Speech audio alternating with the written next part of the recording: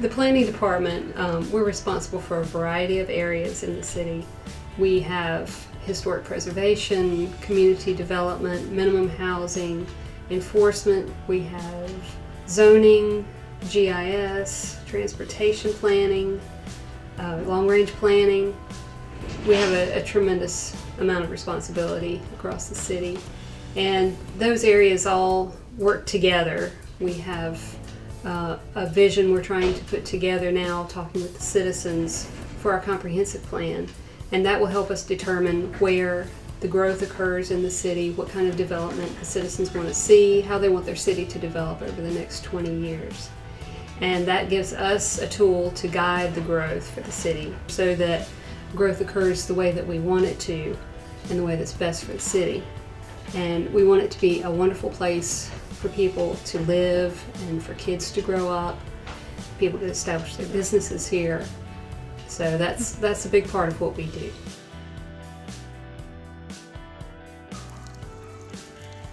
Hi, my name's Daniel Schaffner. I'm a senior planner with the City of Burlington Planning Department and also staff advisor to the Burlington Historic Preservation Commission.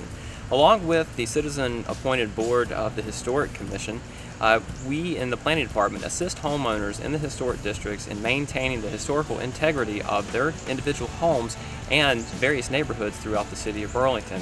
As our heritage and history is very important to the City of Burlington, our Planning Department works very hard, again, along with our Preservation Commission, to maintain this integrity through the city and assist our residents. It's a common misconception that in preservation that we're actually just telling people what to do with their properties, but in reality we're there to assist the citizens and the property owners in understanding and becoming more educated in how to maintain their homes.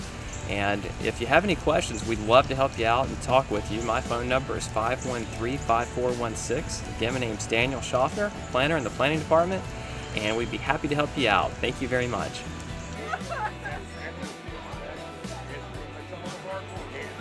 Hi, I'm Shauna Tillery, and I'm the Director of Community Development for the City of Burlington. The city offers a housing rehab program to income-eligible homeowners in both the city and the county. One of those projects that we've completed is behind me.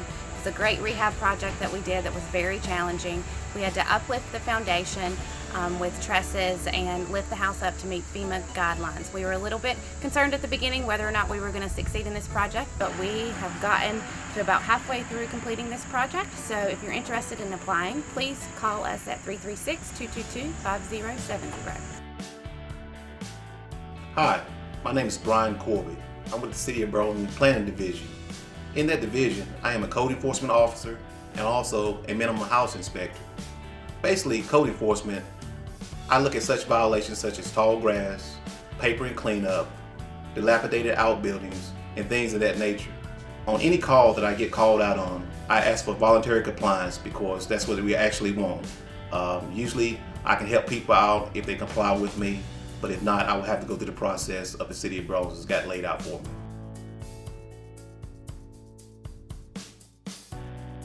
Typically, we'll get the complaint. We'll go out and we'll look at it, and there's a couple things we have to do first before we label it a junk car or abandoned and inoperable. It's actually in two parts of our ordinance. One's in the Code of Ordinances, and that's for junk motor vehicles. So if we go out and we get a complaint about junk motor vehicles, that's the first thing we start looking for. And we have a checklist that we go down. First we look, see if the car doesn't have a valid license plate. If it does not have a valid license plate, we'll move on to the next steps that we look for as far as, what comes next, what makes this a junk vehicle. It really depends on what shape the car is in and if it has a valid license plate or not. Property owners have been very good in getting compliance. We've been doing this. This got enacted in October of 2011, and since then we've only towed one vehicle. It helps keep the city in a more uniform manner. It helps keep it safe. It helps keep it a little cleaner. And it's just a quality of life that we're trying to provide for them, and then they're giving us the feedback of saying, with their complaints, saying, hey, I don't like this, I don't like that, can you look into it, and we'll enforce that aspect of it. So basically it's to keep the residents safe and secure and have a clean environment. If you see any code violation within the City of Burlington, you can call Burlington Connected at 336-222-5024, or you can either download our app. Hi, my name's Andrew Shore. I'm the GIS administrator with the City of Burlington. We manage the GIS program here. A lot of questions I get is, what is GIS? The way to define GIS is it's a software that is designed to capture, manage, analyze, and display all forms of geographical information. And people think with GIS that they just make maps, and they don't just make maps. They perform analysis, and that can help us see these growth trends. You can take demographics and overlay transportation patterns or something like that. I'm Mike Nunn. I'm the administrator and director of the Burlington Graham Metropolitan Planning Organization. Metropolitan Planning Organization, we're responsible from a federal statute. All states have an MPO. All transportation modes, highway, bike ped, rail, transit, everything that's planned and programmed has to go through our planning process at the MPO. There's 17 around North Carolina. There's one in Greensboro beside us. There's one in Durham on the other side. It's made up of all entities in Alamance County. Public transportation overall, just for Burlington, to help our folks get to different places. Right now we don't have any option. You either have a car or you don't, or you take the taxi. So that first and foremost is just going to open up an option for a lot of folks. We did, for several years, we started looking, we were doing a lot of intersection studies, a lot of looking at roadway widenings, and so we're starting to look more at our bike and pedestrian needs in our area. Several of our communities, Burlington being one of those, did a pedestrian plan, looked at a comprehensive view of the entire city, areas that had no sidewalks, areas that needed to fill in the gap type projects, and looked at that from a network system, so you could actually go somewhere versus just having a segment of sidewalk. So we adopted that plan, and now the city's in the process of looking at the top priority locations to get those funded and built.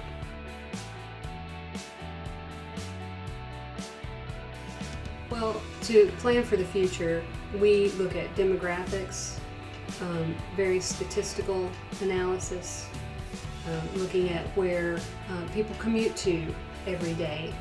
And with the comprehensive plan, we actually found out that a lot of people commute into Burlington to work, so we're actually an employment node for this county.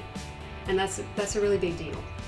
And that helps us to guide future growth for locating businesses for people to work, and hopefully working on our wonderful park system that we have already and trying to make them even better, and encouraging people to live in Burlington instead of just driving into Burlington, and make this a wonderful place to live.